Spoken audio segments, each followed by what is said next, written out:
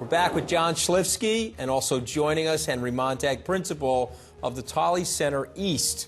Thank you. So let's talk a little bit, Henry. For a little context, could you tell us a little bit about your business?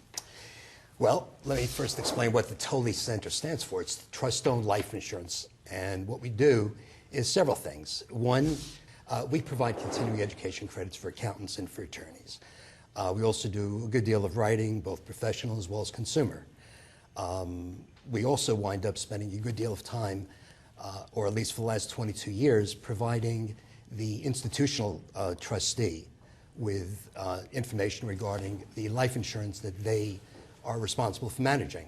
And lastly, we take the amateur trustee, usually the son or the daughter of any person's client, and we provide some guidance, and we try to give that individual some best practices and some data and some good information to try to prevent that individual from abdicating his responsibilities. You've been talking about an impending life insurance crisis. Okay, so share that with our viewers. Tell us what you're worried about.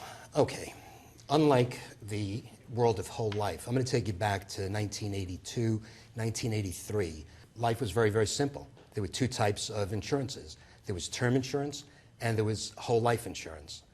And both of those were guaranteed, as you know. Made life very, very simple. At that point, life insurance was simply a buy and hold asset.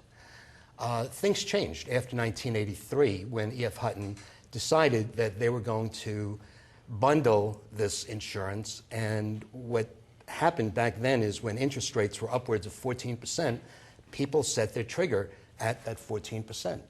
Well, over the years, as interest rates, of course, came down, nobody ever bothered telling the trustee, usually, as I say, the eldest son or the daughter, that insurance was not guaranteed and that that 14% rate that might have been initially pegged was starting to come down. So, Henry, these policies that were sold in the 80s, you think a lot of people own these policies today and that they don't know what they own? Explain it in more general terms. It's not that they don't know what they own. So many individuals are still under the impression that I could just take my life insurance, take it, put it in the bottom left-hand drawer, and forget about it. Nothing to be further from the truth. Who are the people that get impacted? Well, back then, you had individuals that were purchasing life insurance when estate taxes were significantly lower. So if you had an estate of $500,000, $600,000, $700,000, you were, of course, buying life insurance and putting it in a trust. But the majority of the trustees, other than the institutional trustees, they had no clue. And by the way, the institutional trustees make up approximately 10% of the trust-owned life insurance. John, do you see this as a potential crisis, and what are you guys doing about this issue? Well, we don't really sell much universal life, so it's not, for us, it's not a big issue. You think it's an industry issue? So for our clients, you know, there probably are people that have to deal with it, and ultimately what it's going to require is to pay premiums to keep those policies from lapsing. But I don't know if it's, certainly wouldn't call it a crisis with all due respect. I think there's probably pockets, insurance trusts, where they need to put some more money in to keep those policies above water. But, you know, in many cases, insurance companies have done a lot to keep those policies from lapsing. Well, with all due respect, I find that many of the sons and daughters haven't a clue. Right. And again, keep in mind that back then, when universal life insurance became the darling of the insurance industry, it became that because it was significantly less expensive. Right.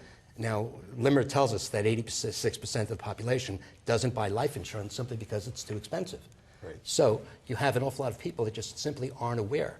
And over a 20, 30-year period, all of a sudden when you try to make up the fact that you haven't paid the proper premium and the trustees didn't know that they should have been increasing the premium, I believe you do have a problem. So Henry, it sure goes to, though, the importance of having a trustee that knows what they're doing, managing it. And oftentimes when you pick Uncle Joe or Aunt Jane, you are potentially setting yourselves up for a situation like that. That's why we encourage all of our clients, if you want to name a relative as a trustee, make sure that you have a successor trustee that's a corporate trustee that can really step in and take care of things. Henry, how do you tell people to think about insurance when they think about their overall ability to save money and allocate some money out?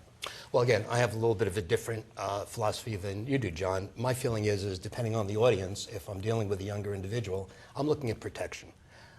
I look at insurance as a wonderful means to save, but sometimes that whole life contract can be significantly more expensive, and I find that many individuals with younger kids would rather take that money, or should perhaps take that money, and place it into a lesser expensive form of insurance, be it term for a short period of time, or a universal, where, of course, as you know, there is no cash value, and it becomes significantly less expensive, allowing individuals to purchase more coverage. So it depends on the individual.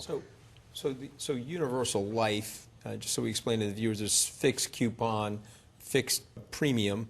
When the coupon started going down, it means arguably the premium has to go up to sustain the coverage. And therein lies the problem. So where are we 10 years from now? I'd like to ask both of you that. Start with you, John. Where are we 10 years from now? Are we going to be in a crisis? Well, I do think there are a number of carriers out there that are making unrealistic assumptions around investment returns in their universal life products. And unfortunately, the way the product works, somebody's going to be on the hook to make that up. You know, they're assuming 7-8% rates of return when 10-year Treasury's at 207 or whatever it was. And that's just not feasible. And if we do stay low for long, those policies are going to be underwater. We just are much more conservative than that. We do sell those products. We don't make those kind of return assumptions. We have much lower investment return assumptions, just because we don't want to put our clients in a bad position. And so, Henry, what do you think? Well, again, many individuals are not in touch with their advisors as much as they should be. Right. And while the advisor and the company might have the right information, unfortunately, the client, who either is relying on himself or on that aunt or uncle or son or daughter, doesn't have the right information. So let's say I'm And they're somebody not that's aware. uninformed. I bought one of these policies. What's my next call? I think it's important, part of the problem with some of what Henry's describing is that many of these products were sold through brokerage channels where the client has no relationship with the person that sold it to us. Northwestern Mutual, we only sell through our financial advisors. As I was saying earlier, we expect a lifetime relationship, so our people have a responsibility to their clients over the course of their lifetime to make sure the kind of stuff Henry's describing doesn't happen. And so I think it's really important that if you feel you're in that situation, to contact the person that sold you that and understand what's going on. We'll be back with more from John Schlifsky and Henry Montag. How does the industry look 10 years from now differently, if it does at all? Well, from our perspective, what we really think our future is developing this customer experience that's second to none. So, as you know, we bought LearnVest about 5-6 months ago, and this is all around our ability to create an experience for our clients that is something that they actually look forward to. And so rather than having to feel like insurance is an expense, which you said earlier, really look at insurance as something that you want to do and as part. Now that sounds sort of highfalutin, but I think we can create an experience where people's financial security is something that they want to consume and view it on a regular basis in a positive way, and that's what we're building. And Henry, how do you see the industry? I see that there will be a preponderance of more bundled products, meaning the combination of the insurance along with the investment, along with the long-term care insurance. And I also think that there's going to be some additional compliance. Well, I appreciate you guys being here. We want to thank John Schlifsky and Henry Montag for spending time today with Wall Street Week. That's it for today. You can check in with us all week at wallstreetweek.com. Until next Sunday, have a prosperous week.